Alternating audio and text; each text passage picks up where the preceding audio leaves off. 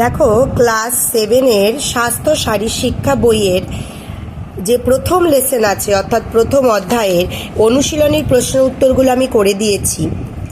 J.R. Sermon এর মতে শারীরশিক্ষার উদ্দেশ্য কয় প্রকার? 6 প্রকার। খেলা মানুষের সহজাত প্রবৃত্তি। ড্রিল হলো ছন্দময় শৃঙ্খলাবদ্ধ বিভিন্ন সৌন্দর্যমূলক ব্যায়ামের সমষ্টি। গ্রিক শব্দ জিমনস থেকে জিমনাস্টিক শব্দটি এসেছে। অ্যাথলেটিক্স শব্দটি গ্রিক শব্দ অ্যাথলন থেকে উৎপন্ন হয়েছে। জৈন ধর্ম অহিংসার মূর্ত প্রতীক হিসেবে বিদ্যমান। খ্রিস্ট ধর্মের মর্মবাণী হল নিজের মতো করে তুমি তোমার প্রতিবেশীকে ভালোবাসো। ইসলাম ধর্মেও বলেছে তুমি কি তোমার সৃষ্টিকর্তাকে ভালোবাসো? তাহলে ভালোবাসো মানুষকে। শিখ ধর্মগুরু গ্রন্থ সাহেবে এই শিক্ষা দিয়েছেন প্রতিটি মানুষ হচ্ছে তার সন্তান, তিনি হচ্ছেন সকলের। কাজী নজরুল ইসলামের ভাষায় মোরা একই বৃন্তে দুটি কুসুম, হিন্দু মুসলমান। নেক্সট দেখো, খেলা কাকে বলে? খেলা কি? খেলা মানুষের এক সহজাত প্রবৃত্তি যা সৃজনশীল ক্রিয়াকলাপের মাধ্যমে মানুষকে আনন্দ প্রদান করে। এটা ক্রিয়াকলাপ। নেক্সট দেখো, ড্রিল কাকে বলে? আচ্ছা, ড্রিল কাকে বলে আমি এখানে লিখিনি, কারণ এখান থেকে আমি দাগিয়ে দিয়েছি, তোমরা এখান থেকে পেয়ে যাবে। এখান থেকে এতটা ড্রিল কাকে বলে, ঠিক আছে, এটা পড়বে। নেক্সট দেখো, প্রত্যক্ষ বিনোদন কাকে বলে? এখানেই লিখে দিয়েছি, যে কাজে কোনো ব্যক্তি স্বতঃস্ফূর্ত তথা প্রত্যক্ষভাবে অংশগ্রহণ করে থাকে তাকেই প্রত্যক্ষ বিনোদন বলে। সৃজনশীল বিনোদনের একটি উদাহরণ ছবি আঁকার মাধ্যমে আনন্দ। শারীরশিক্ষার উদ্দেশ্য কি? পেজ নাম্বার 3-এ আছে, দেখো পেজ নাম্বার 3-এ শারীরশিক্ষার উদ্দেশ্য।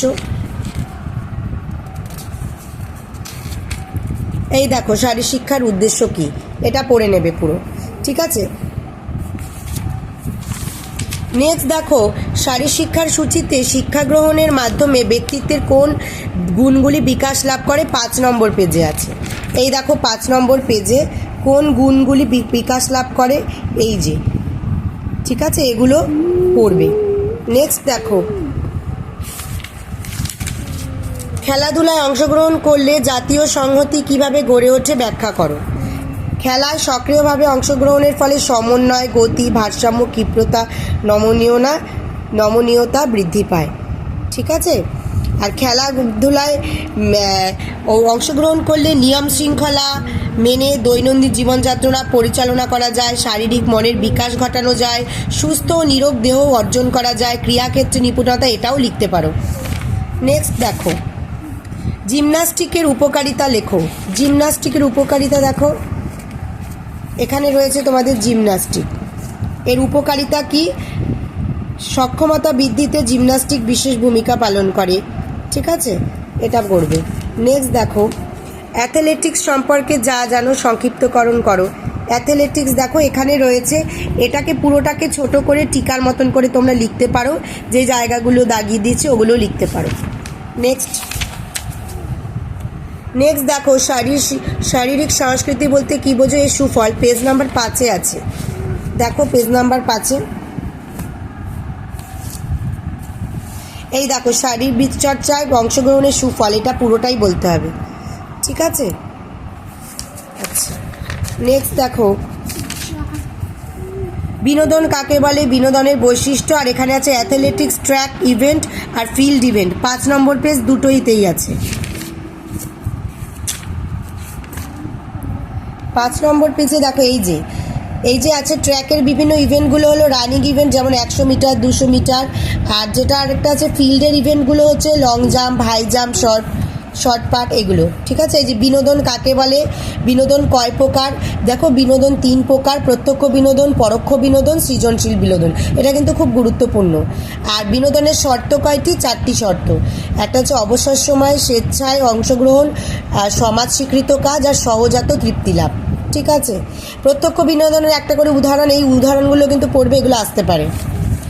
নেক্সট দেখো, উষ্ণীকরণ কাকে বলে, এর বৈশিষ্ট্য, জাতীয় সংহতি রক্ষার উদ্দেশ্য। এই দেখো উষ্ণীকরণ কাকে বলে, ঠিক আছে, এটা পুরো লিখবে। আর আরেকটা কথা যে তোমাদের বলবো সেটা হচ্ছে এখানে কিছু গুরুত্বপূর্ণ প্রশ্ন আছে, যেমন এই ধরো স্বামী বিবেকানন্দ কি বলেছিলেন, এই যে স্বামীজি বলেছিলেন ম্যান মেকিং এডুকেশন কে বলেছিলেন, উক্তিটি কার, এই ধরনের প্রশ্ন কিন্তু পরীক্ষায় আসতে পারে। শুধু অনুশীলনী না, অনুশীলনীর বাইরে থেকেও প্রশ্ন আসতে পারে, তাই এগুলো অবশ্যই দেখে যাবে।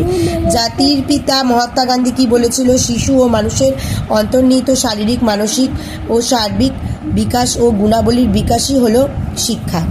ঠিক আছে, গ্রিক দার্শনিক অ্যারিস্টটল কি বলেছিল, রুশো কি বলেছিল, এগুলো একটু দেখবে। এখান থেকে এটা দেখবে জীবনব্যাপী শিক্ষার লক্ষ্য কি, শারীরশিক্ষার লক্ষ্য কি, উদ্দেশ্য বলতে কিন্তু তোমরা এগুলো বলবে। এই যে খেলা কাকে বলে এখানে রয়েছে, শারীরিক সংস্কৃতি কথাটির উৎপত্তি কোথা থেকে হয়েছে এটা পড়বে। ড্রিল কি এখানে রয়েছে, তো এটা পড়বে। এই যে এটা কিন্তু আসে যে জাতীয় সমর শিক্ষার্থীর বাহিনীর এর মূল মন্ত্র কি, একতা, অনুশীলন, অনুশাসন, এনসিসির মূল মন্ত্র। তাহলে এনসিসির মূল মন্ত্র কি, একতা ও অনুশীলন, এটাও কিন্তু আসতে পারে। ঠিক আছে, কত বছর বয়সে এনসিসির পরীক্ষা নেওয়া যায়, ন্যূনতম 12 থেকে 18 বছর 6 মাস বয়স পর্যন্ত নেওয়া যায়। তো এগুলো তোমরা পড়বে, আমি দাগিয়ে দিয়েছি। চ্যানেলটি ভালো লেগে থাকলে অবশ্যই সাবস্ক্রাইব করে দেবে।